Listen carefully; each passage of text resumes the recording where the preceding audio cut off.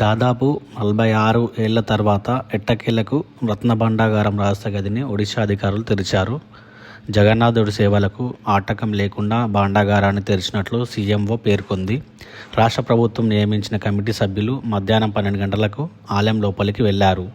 అనంతరం ప్రత్యేక పూజలు నిర్వహించి ముందస్తుగా నిర్ణయించిన సమయం ప్రకారం 1:20 రహస్య గదిని ఓపెన్ చేశారు. సాయంత్రం 5:20 బయటకు వచ్చారు. రత్నభండాగారంలో ఉన్న ఆభరణాలు, ఇతర విలువైన వస్తువులను త్వరలో లెక్కించనున్నారు. నిధిని తరలించేందుకు చెక్కపెట్టెలను రెడీ చేసినట్టు సీఎంఓ స్పష్టం చేసింది. ప్రస్తుతం దేశవ్యాప్తంగా ఆ రత్నభండాగారంలో ఎన్ని లక్షల కోట్ల నిధి దాగి ఉంది, అసలు అందులో ఏం జరిగింది అనే దానిపై సర్వత్రా ఆసక్తి నెలకొంది.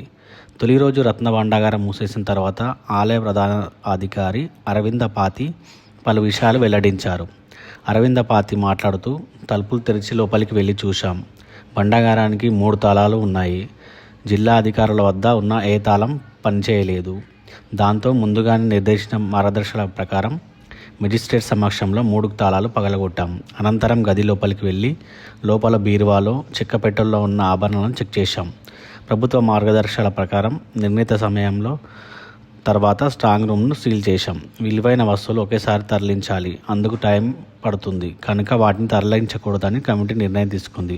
బహుదా యాత్ర, సునవేష పూజలు నిర్వహించి తర్వాత వాటిని తరలించిన తేదీని నిర్ణయిస్తాం అని అన్నారు. పూరి రత్న భండాగారానికి సంబంధించి మొత్తం 3 గదులు ఉన్నాయి. మొదటిది స్వామివారికి పూజలో భాగంగా ప్రతిరోజు తెరుస్తారు. రెండవది ముఖ్యమైన సందర్భాల్లో తెరుస్తారు. ఇక మూడవది అసలైన రత్న భండాగారం.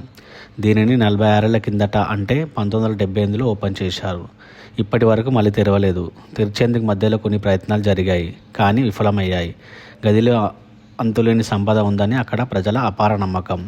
ఈ గదికి నాగబంధం కూడా ఉందని చెప్తారు. గతంలో తెరిచినప్పుడు పాము కనిపించిందని అంటారు.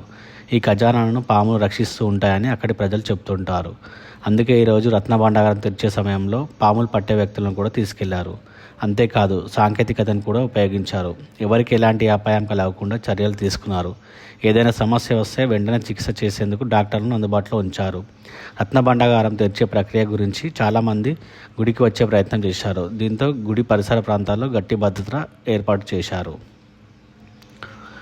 రత్నభండాగారంలోని అంతులేని సంపదను కమిటీ సభ్యులు పెట్టెల్లో భద్రపరుస్తారు. అందుకే ప్రత్యేకంగా తయారు చేసిన 6 పెట్టెలను తీసుకెళ్లారు. ఆ తర్వాత వాటిని డిజిటల్ డాక్యుమెంటేషన్ కూడా చేస్తారు. 1978లో ఖజానాలోని సంపదను లెక్కించేందుకు దాదాపు 70 రోజులు పట్టింది. అయినా కూడా లెక్క తెలియదని చెబుతుంటారు. పూరి జగన్నాథుని ఖజానాలో వజ్రాలు, కెంపులు, రత్నాలు, బంగారు ఆభరణాలు, వెండి మొదలైన విలువైన వస్తువులు ఉన్నాయని చెబుతారు. రాజుల కాలంలో కూడా స్వామికి చేయించిన నగలు ఇందులో దాచారని కొందరు అంటారు. స్వామివారి సంపదపై అందరిలో ఆసక్తి నెలకొంది. పూర్వకాలంలో ప్రతి 3 లేదా 5 సంవత్సరాలకి ఈ గది తలుపులు తెరిచి సంపద లెక్కించేవారు. చివరిసారి తెరిచినప్పుడు కొన్నింటిని వదిలేయడంతో లెక్కల్లో కొంత గందరగోళం నెలకొంది.